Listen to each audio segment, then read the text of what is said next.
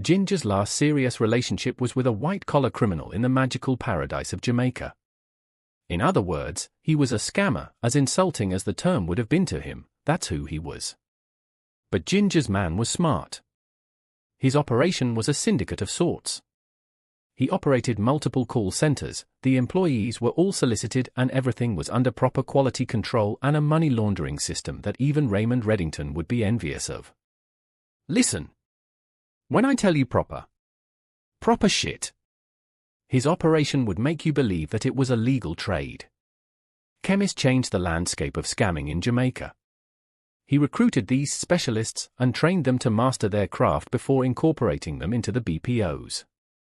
Within the first 5 years of his operation, St. James and Westmoreland were considered the most peaceful parishes on the island. And however he worked it out, it worked for him because absolutely no one bothered him. He was and still is protected and respected. He showed Ginger a new life, a life free from struggle. He saved her that night. He wanted to be her Clark Kent, and she allowed him to. Ginger felt safe with him, even though he shot her in the leg, but she deserved it. As a don in his rights, he was gentle with her, a side no one had the privilege of experiencing, except his mother. Ginger wanted to work, but he didn't want her to slave for anyone, so he made her his accountant. She handled all his money and paid everyone, including politicians, the police, and the banks and private institutions that provided the leads, outside of the BPO. For the first time in a long time, Ginger was happy. She went to bed every day, excited for the next. She was in the presence of a human who was kind and pure and only had good intentions for her. The bond they developed was something special and unexpected. Until one day, unfortunately. One blood-clot unfortunate day.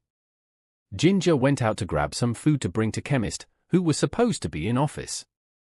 While in the parking lot, she saw Kion, his best friend, a few blocks from where she parked. Chemist was with Kion, and they were both walking toward his black G-Wagon. She watched as they got into the vehicle, and then she drove further down the plaza so they couldn't see her. She called him. "Hey, Sapphire," he answered. "Hey babe, are you still at work?" "I am stopping by to bring lunch." "Yes, I am at work, but in a meeting with a member of parliament." "I will see you in your office. Call me when you get there." "Okay, I love you," she responded. "I love you too, Sapphire." He ended the call. Her heart started to race, and her chest got heavy, a feeling she had never felt in a mighty long time. Why would he lie? The thought kept repeating constantly in her mind. Then her magic fairies appeared on both her shoulders. "You should go. There is always an explanation to everything. Let's go." SpongeBob shouted in excitement. "I wouldn't go, you might get shot in the next foot." "Just leave it alone," said Squidward. Sapphire went back and forth, unsure of what to think. Too emotional to conceptualize another thought, SpongeBob and Squidward disappeared. She opened the glove compartment, retrieved the spare key, got out of her vehicle, and proceeded to the G-Wagon. "They have not left?" she asked and confirmed in her head as she approached the vehicle. Sapphire opened the vehicle, hopped in onto the back seat and closed the door. She looked up to see Chemist with a Glock pistol pointed to her head, but she did not care for that. Her eyes met his flesh solid with blood pumping, and his best friend next to him on the front as he quickly pulled up his head from the direction of Chemist's erection. "Put the gun down, Chemist." She looked him dead in the eyes. Her stare was emotionless, empty. Kion was sucking Chemist's dick? His best friend? These thugs? She rolled her eyes at her thoughts. "Sapphire, I'm..." She cut him off. She did not allow him to apologize. There was nothing to apologize for. Instead, she stretched and greeted Kion with a kiss on the forehead and a warm hug. "It is good to see you, love." She smiled, then shifted and did the same with Chemist. Sapphire then pulled her black maxi dress up to her stomach and pulled down her leopard thong, her gaze not leaving that of Chemist. She made sure of it. He was puzzled, and she knew it even though he held his composure.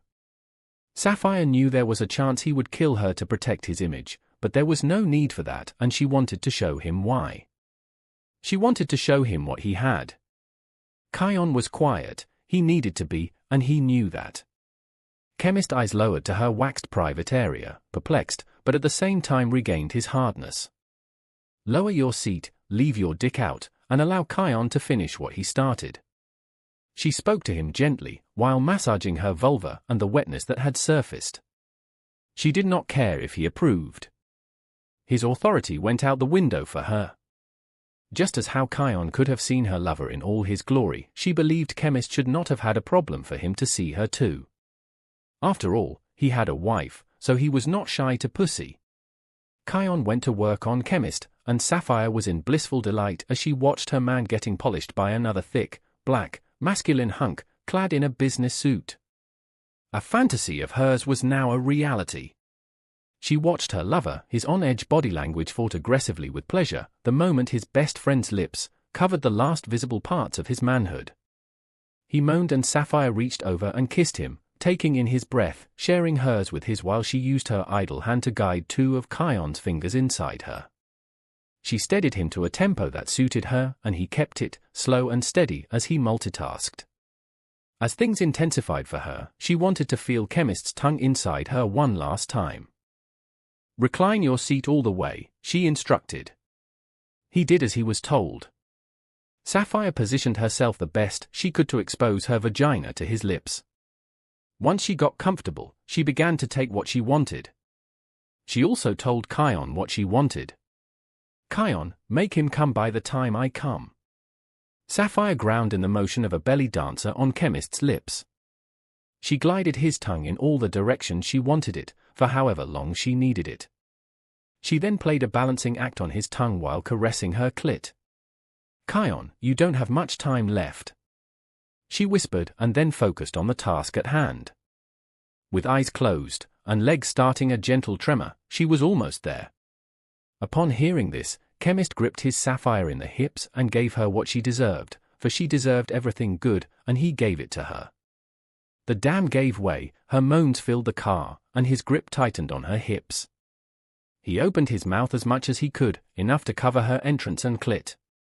As he drank from the fountain of youth, he used his tongue to gently massage her bean to ensure maximum pleasure, so nothing was left. Sapphire allowed her body to receive the pleasure given to her. She was present with her body, with Chemist, with Kion sucking his dick. I wish I could help him, she thought to herself. And again, she exploded. Her body shivered in reaction. She tiredly held onto the head of her don for balance, as she pulled her leg over him and slid onto the half-soaked back seat that now needed to be steamed. Chemist would have drowned if he attempted to savor every drop of her. It was unfortunate that he did not come because Kion did an immaculate job. But for Chemist, too much was going on, too much for him to process.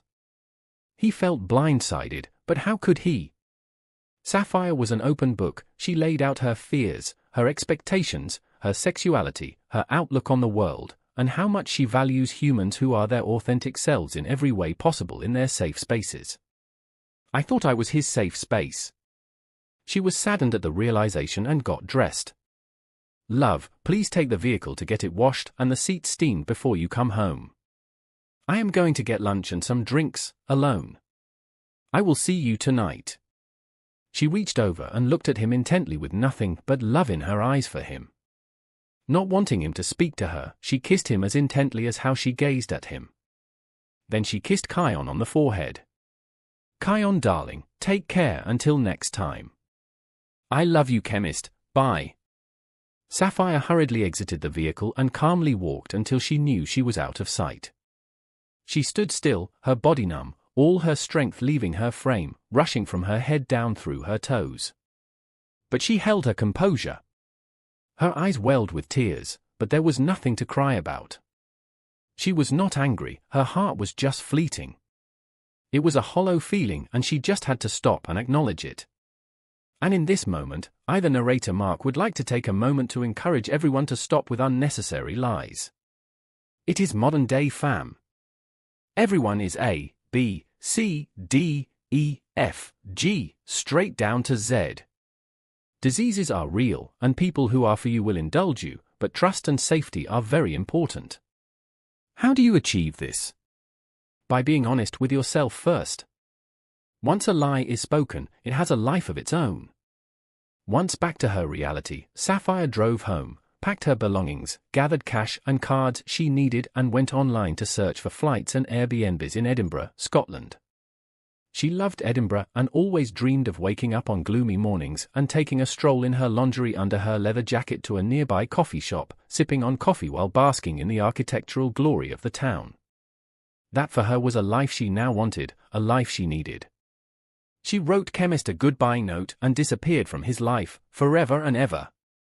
To my Clark Kent. I have left. The logbooks are updated with the amount of money I took from the safe and the online transfers. I want a fresh start. If you love me, if you truly love me, you will allow me to go peacefully. I'll never hurt you and you know that. Thank you for saving me when you did. Thank you for saving me now. Imagine the fun we could have had if you were as honest with me as I was with you. I will always treasure our memories. Take care of yourself.